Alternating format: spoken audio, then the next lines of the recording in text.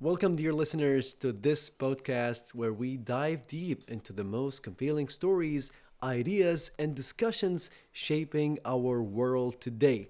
I am Mustafa Al-Asha'a, your host, and today we have a thought provoking conversation ahead. I am very honored, and we are very honored to have a distinguished gentleman here, a guest joining us, Dr. Hassan Abbas. Welcome, the author of The Return of the Taliban, Afghanistan After the American Withdrawal. And to give you an information about Dr. Abbas, he's such an amazing person.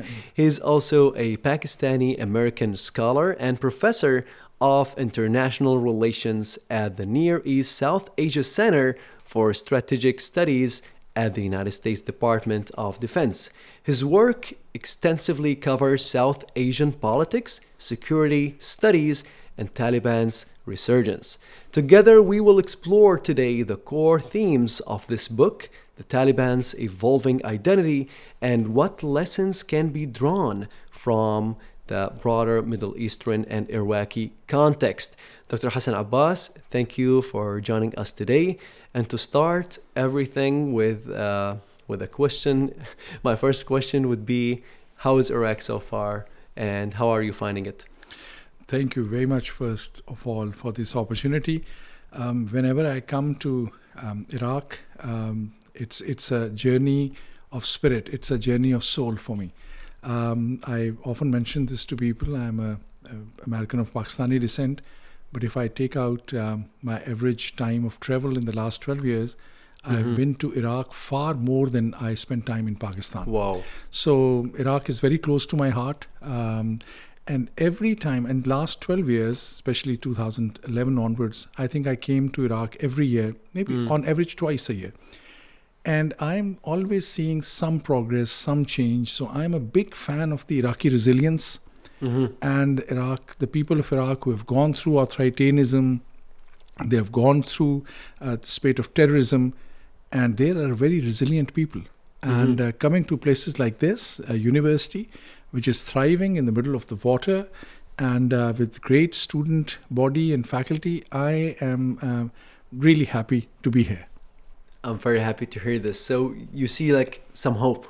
I see a lot of hope. A lot of hope. Yeah, because the reason is, in brief, because I'm constantly seeing young people, and I meet many young people in Karbala, Najaf, Baghdad, and I'm always seeing this sign of hope in people's eyes. I'm Beautiful. A professor, because when I see student, I get the feedback from my students' eyes. And I have to be very honest. In my observation, Iraqis are always asking excellent questions. And any nation which is asking questions to learn, and those who are inquisitive, there's a lot of hope. Very beautiful. Yeah, I remember before we even start with the podcast, you told me about how you were surprised by students even asking some really excellent questions on the point. And I'm really happy that you're here again. I'm really happy that we are here to talk about your book. It seems very, very interesting. And the first question here about the book is, I want you to tell us, about, for me and the listeners and everyone who is listening, about what is the return of Taliban is about. Thank you very much. So this is about a religious radical movement which started off in 1996. That was the time when Soviet Union, which had invaded Afghanistan, was back out of Afghanistan. But Afghanistan was in the midst of a crisis, conflict, too many militant groups, factions fighting with each other, chaos and violence. And within that, a student body, but these are Taliban, because the word from Talib, these were students of madrasas in Pakistan and Afghanistan and the border of Pakistan and Afghanistan. It started off as a movement of young religious people who said no more to violence, no more to extremism, or no more to incompetence, no more to corruption. But they were very conservative and orthodox people. They came into government. They took over the country in 1995, 96, you can say, Afghanistan. But then, because they were conservative and extremist also, many of them, that's when Osama bin Laden and other Al-Qaeda, others found space, and that's what is believed. They created a space from where Al-Qaeda was able to conduct terrorist attacks in the United States. So Taliban at least were looking the other way, or maybe supporting them as well. After 9/11, we know the United States went into Afghanistan because of saying the Taliban had provided that space and created a new, you can say, created a new regime, new set of circumstances were different, but a new government was formed, a new constitution came into being. For about 21 years, or almost 20 years, this new government was given a chance, new institutions, new army, new police, new educational institutions. But at the same time, Taliban, who were thrown out from government in 2001, they were constantly engaged in insurgency, constantly attacking the government. And ultimately, the whole government of Afghanistan, again in 2021, fell like a house of cards. Wow. Taliban came back into power. An insurgent group who United States and Europeans and other allies had thrown out of government, they ultimately took charge of Afghanistan again. And that's what we are seeing. So that's what in the book, I've explained what is that story, why Taliban came back, all the investment of billions of dollars that were invested in Afghanistan, why the new government that was established couldn't survive, and why an insurgent group, which we thought were bombed out of existence, which had received all the whole government of Afghanistan, United States, other militaries of the world together tried their level best, tried their best to defeat Taliban, but Taliban survived and came back into government. So that is the story that I'm telling in the book. What happened, how it happened, why it happened, and where we are heading. It is a very interesting story, and as you are asking, you were asking yourself these questions. Me too, as a person, when it comes to the story of Taliban and the government and their rise and their fall and their rise again, they fall again. This brings a lot of questions in mind. And by the way, I'm a person who always carries a journal. I like to write, and it's really interesting that you could gather such a complicated matter into a storytelling way. I'm interested to know what did actually inspire you to start such a project, because this is really big. And when I take your book, and I am a reader, and I open your book, for you as an author, what do you want readers to take away when reading the book? Thank you very much. The topic interested me greatly because of my roots in Pakistan. Because I had seen Pakistan, a country of now almost 250 million people, many people getting radicalized. Religious groups, religious extremist groups became very popular. And all of that had happened because Pakistan had played a very important role in supporting Taliban and supporting other religious groups fight the Soviet Union. Fighting Soviet Union because Soviet Union had invaded Afghanistan in 1979-80. That whole experience had huge impact on South Asia. Because in the name of pushing back Soviet Union, which was a good goal, in the whole this process of fighting communism, Pakistan was a frontline state, and that was the time when this chain of madrasas or religious seminaries were built, and the product and the people who came out of these religious institutions were not religious scholars. They were people who were coming from a very backward background in terms of money, in terms of education, in terms of their status. And they were radicalized in the process because they used only some part of the religion which gave them a certain worldview.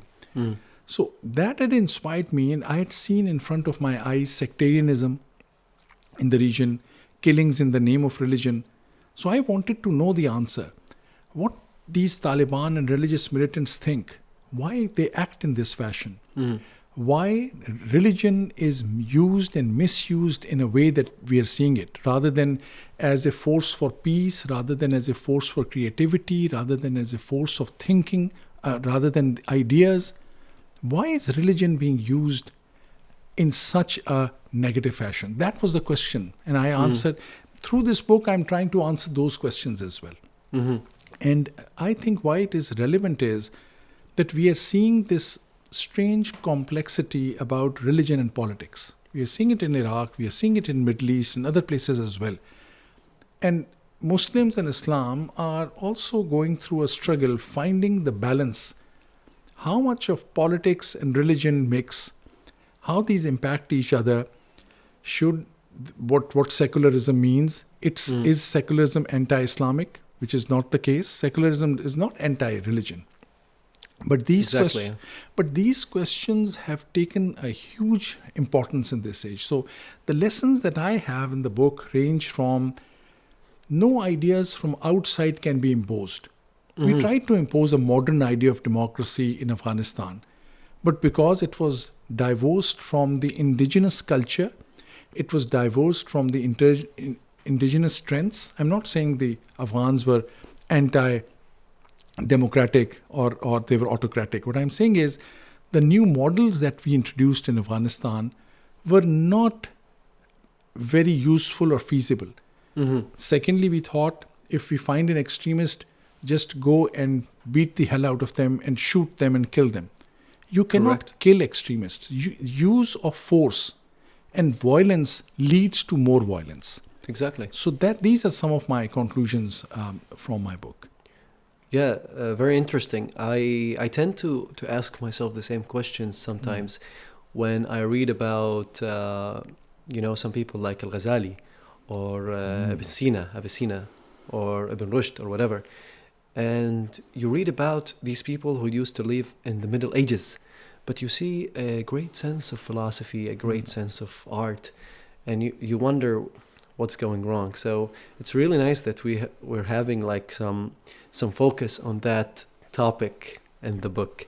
And given that there is depth here in this subject and this matter, what key lessons can be drawn from the book, especially in the context of our region as Iraq in particular?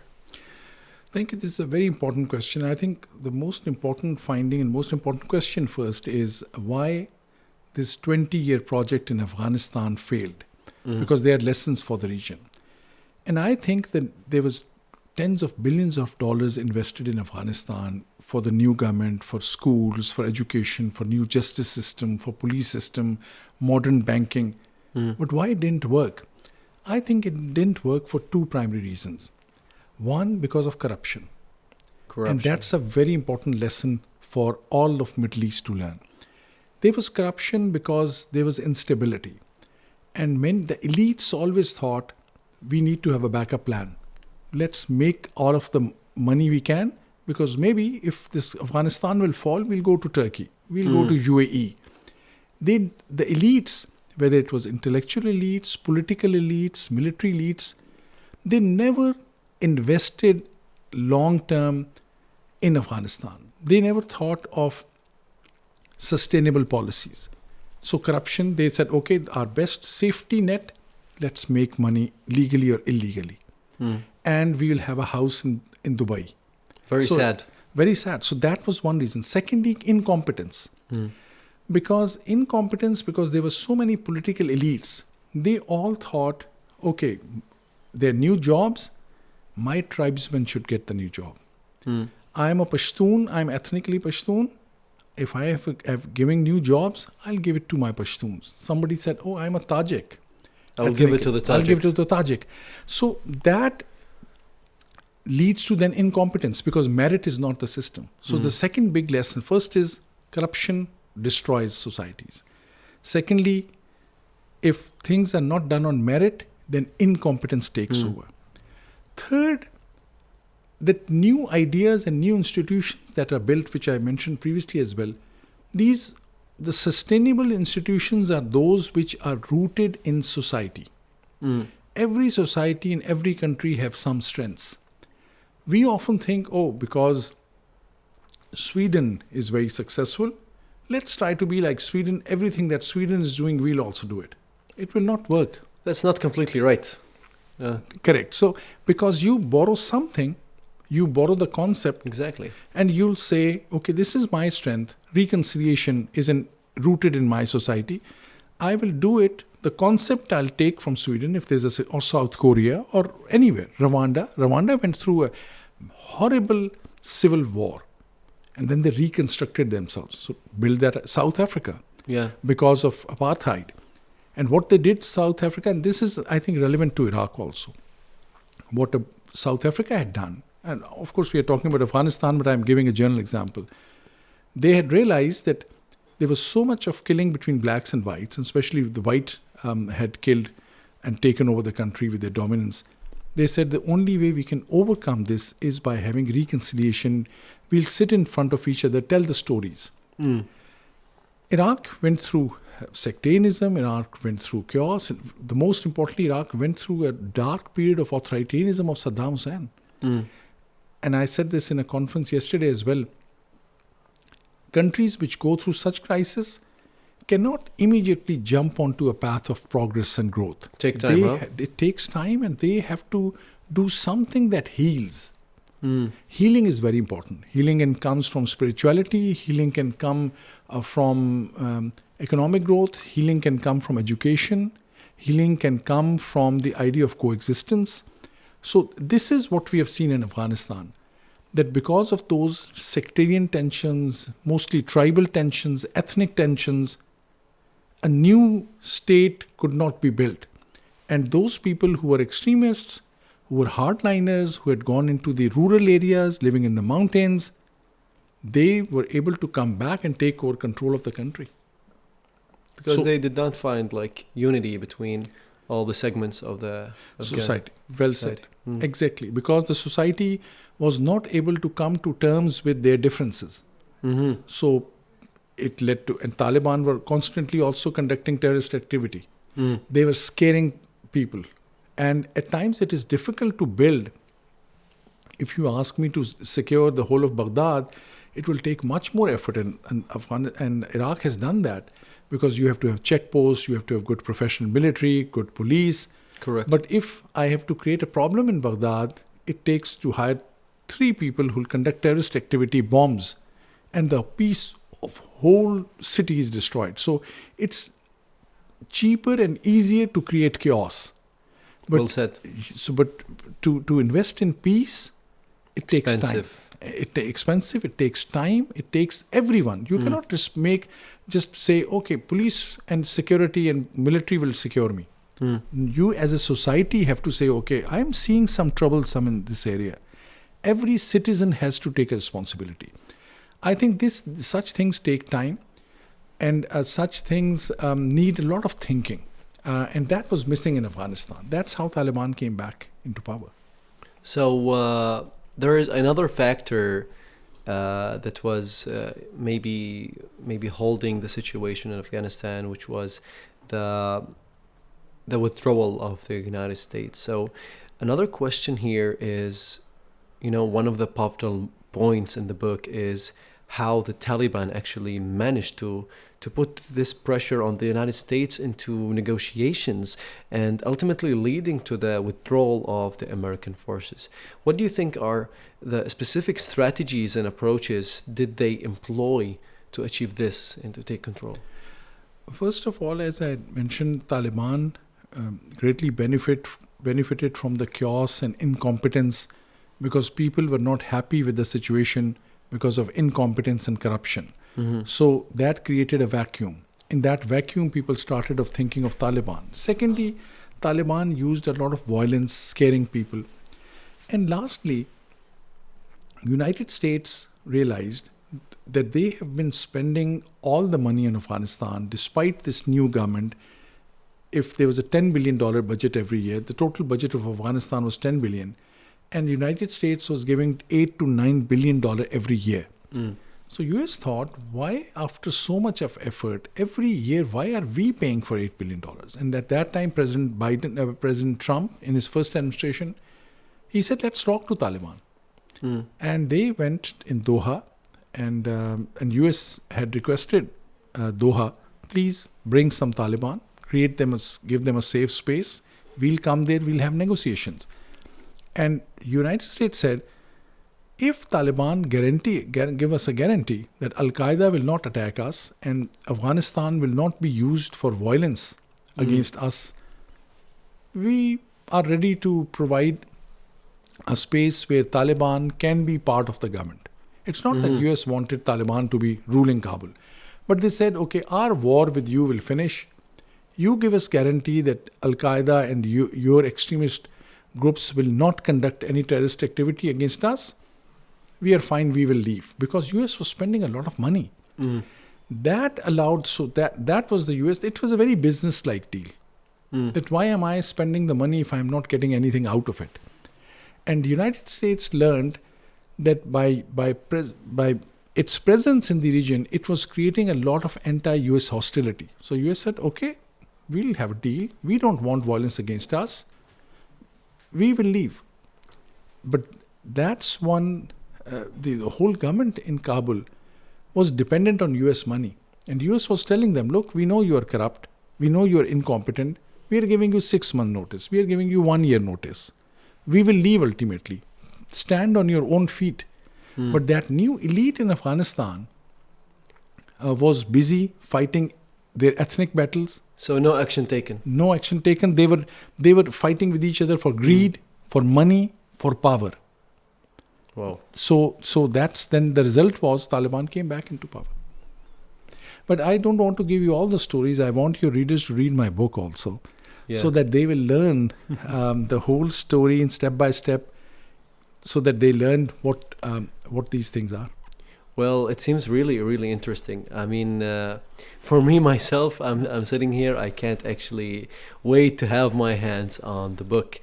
Before we wrap up and we end our podcast for today, Dr. Abbas, do you have any final thoughts or messages for our listeners regarding your book and the importance of engaging with such literature? One thing that I've also learned is the importance of negotiation. In this case, I don't want to say the Taliban are all bad, because Taliban also learned. There are very young people also who saw no future. An ordinary Afghan young kid, when they saw there's no future, they're not getting a job, they're not getting employment, they're not getting education, they started supporting Taliban. But that doesn't mean that they borrowed all the ideology of extremism. They are maybe just frustrated. And this was the only option available to them. Exactly. When state will not perform their responsibility, non-state actors will take up. So I recommend in my book that we need to continue to talk with Taliban. Even some of the Taliban are very extremist, but we have to give everyone a chance. So we should not say this. Even I go to an extent of saying Daesh, Al-Qaeda, extremists, they're all bad people, let's just all kill them. Even if they believe in killing. As a human being, we need to do some damage control as well. And damage control by taking the other side as a human being, looking at their vulnerabilities, their weaknesses. God gave you a chance because of maybe your parents, your society, you're in a good education institution, you're doing a podcast, society invested in you. There's another person living in suburb of Baghdad in which society, his or her parents could not invest. So just because you are lucky because of circumstances, that person is unlucky. We need to give that person a chance as well, even if that person comes across as extremist. We need to engage with them by dialogue, by engagement. You give people a chance. If they still pursue that path, you get into a different mode with them, conflict. But from Taliban, my recommendation is, and that's what is proving to be accurate as well in many ways, if you continue to talk to Taliban, maybe they will give up some of their extremist views. They'll feel safe. They'll feel safe. Yeah. They'll feel, okay, other persons are also taking us as human beings. Yeah. So this whole idea of black and white, this is good, this is all bad, that doesn't work. We need to think about what causes extremism and why people opt for that, and then give them a chance to heal. At times, spirituality offers that option. At times, education. At times, some investment from the state. And my view is, if justice is provided, if equal opportunity is provided, people will not go towards the violent worldview. That's one of the lessons. But I want, hopefully, to your audience to go through and read the book and see what it offers. I'm very grateful for this opportunity that you're giving me. I'm very grateful you're here, Doctor. This has been a very, very insightful and deeply important discussion. Guys, the return of the Taliban sheds light on the evolving dynamics of Afghanistan. And thanks to Dr. Saad Al-Hassani for translation. The Arabic-speaking audience now can actually also engage with the critical work. So a huge thank to you, Dr. Hassan Abbas, for sharing your expertise with us today. And for our listeners, if you are interested in exploring this book furthermore, be sure to check out the Arabic edition published by the American University of Iraq Baghdad Press. So thank you all for listening, and stay connected with us for more thought-provoking conversations. Until next time.